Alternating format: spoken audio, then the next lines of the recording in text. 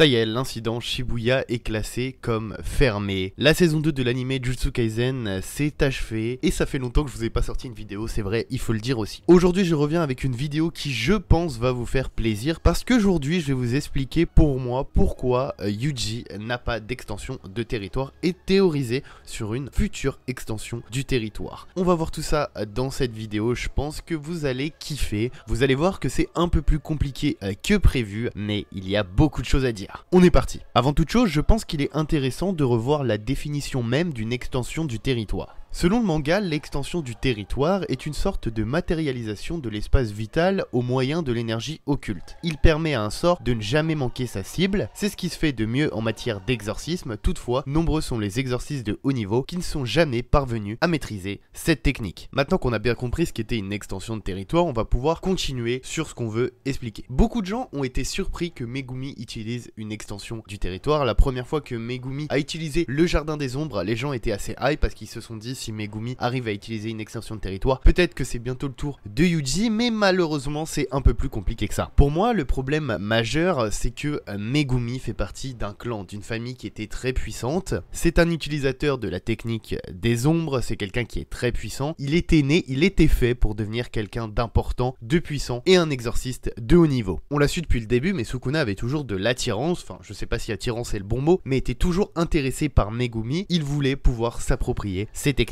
Et on le comprendra d'ailleurs dans la saison 2, la technique de Makora, c'est une technique qu'il veut pouvoir utiliser. Pour Yuji, c'est un peu plus compliqué parce qu'il reste encore flou sur le fait qu'il est devenu exorciste, pas trop par choix, hein, c'est juste qu'il a gobé un des doigts de Sukuna, même si par la suite on verra le lien avec Kenjaku qui là expliquera un peu plus l'histoire. Je trouve que le destin, le type, le style de personnage est un peu différent. Par exemple, pour Yuji, Yuji n'a tout simplement pas de technique innée. Alors je sais que l'extension du territoire n'est pas quelque chose d'inné, mais il découle du moins d'une propre technique. L'extension du territoire de Gojo se rapporte à l'infini. L'extension de territoire, même si elle est incomplète, de Megumi se rapporte aux ombres. Yuji, lui, n'a pas réellement de technique innée qui pourrait débloquer son extension du territoire. Maintenant, vous vous doutez bien, j'ai pas fait cette vidéo pour vous dire, bon bah Yuji, pour moi, il aura pas d'extension de territoire. Si on théorise, c'est pour dire que Yuji, potentiellement, pourrait avoir une extension de territoire. Et donc, du coup, je me suis penché sur la question, malgré la différence qu'il peut avoir entre les utilisateurs, entre les personnes, entre ces exorcistes qui ont réussi à utiliser ces extensions de territoire, comment Yuji pourrait compenser ça et faire en sorte d'utiliser une extension du territoire. Et c'est là qu'un personnage très important quand même rentre en jeu, c'est tout simplement Sukuna. Comme je vous l'ai dit, l'extension du territoire n'est pas une technique innée, c'est une technique qui permet de construire un territoire et qui nécessite qu'on l'imprègne d'une technique innée. C'est une technique qui nécessite beaucoup d'énergie occulte. Si je fais rentrer le personnage de Sukuna dans cette théorie, c'est parce qu'on l'a vu, le fait que Sukuna ait partagé entre guillemets le corps de Yuji, qu'il est devenu une sorte d'hôte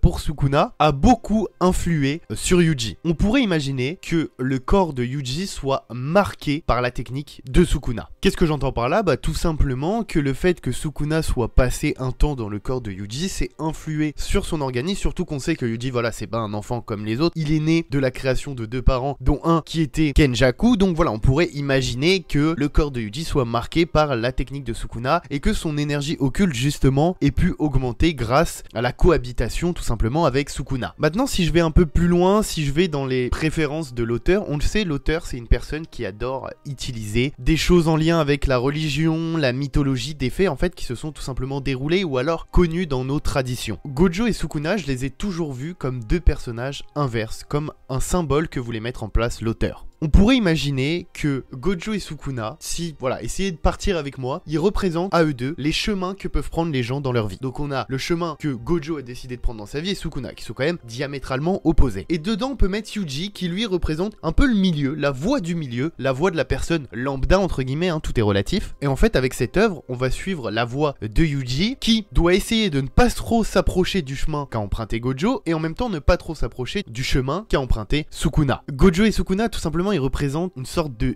désir humain un peu malsain, à des extrémités qui sont assez différentes. Sukuna, lui, il vit dans l'égoïsme, la gloutonnerie, l'avidité. Il ne trouve que son plaisir dans le fait d'être meilleur que les autres. Gojo, lui, il suit une voie parallèle de l'orgueil. Son ego n'est surpassé que par ses capacités illimité. Tout bonnement, quand on parle de Gojo, son ego, c'est le numéro 1. En fait, la seule chose qui est au-dessus, c'est ses pouvoirs. Sinon, en top 2, t'as l'énorme ego, l'énorme orgueil de Gojo, tout simplement. Et au milieu de tout ça, pour faire un lien, hein, évidemment, on a Yuji. Donc Yuji, comme je vous l'ai dit, il est né des mains de Kenjaku, qui dans cette œuvre, en vrai, représente un peu le destin, parce que c'est lui qui contrôle tout. On se rend compte que depuis le début, Kenjaku est là. Depuis le début, il est dans l'ombre à réaliser des choses pour contrôler le destin. Donc on peut lier Kenjaku au destin. Yuji est né dans les mains de Kenjaku, né dans les mains du destin. Il est né pour être le parfait réceptacle de Sukuna. Donc il est né pour être ce réceptacle de l'avidité, de la gloutonnerie. Il est entraîné au combat par Gojo, l'orgueil, la fierté. Donc de chaque côté d'Yuji se trouve un chemin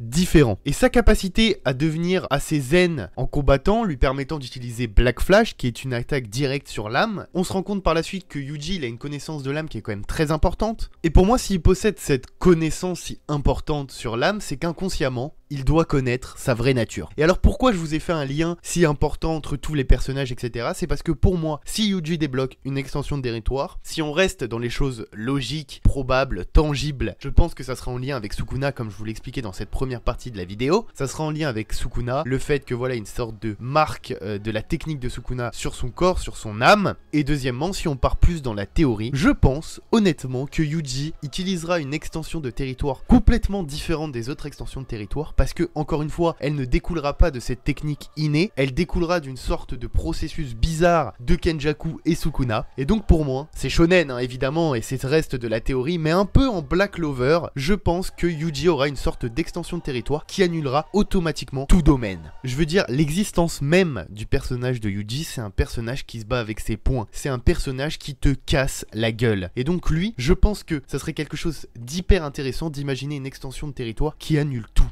et qui fait en sorte que juste les deux personnages se foutent sur la gueule. Voilà, encore une fois, c'est une théorie avec des choses que j'ai pu lire, des avis que je me fais, des débats, des discussions, donc c'est pas forcément la réalité ou la vérité absolue, mais moi voilà, je vous en fais une vidéo sur ce que peuvent penser certaines personnes, des idées qu'on peut lire sur internet, etc. Et comme ça, je peux vous en partager, vous pouvez me donner vos avis en commentaire et savoir vous ce que vous en pensez, quelle extension de territoire aura Yuji, ou si tout simplement vous pensez qu'il n'en aura jamais. En tout cas voilà, c'est déjà la fin de cette vidéo, j'espère qu'elle vous aura plu. Ça faisait longtemps, mais je reviens avec une vidéo que je trouve assez cool. N'hésitez pas, comme je vous l'ai dit, à mettre votre avis en commentaire, je lis tous vos commentaires. N'hésitez pas à liker, à vous abonner et à partager cette vidéo. Merci d'être de plus en plus nombreux sur cette chaîne YouTube. Moi je vous dis à bientôt pour une nouvelle vidéo, c'était Thibaut. Allez, ciao ciao.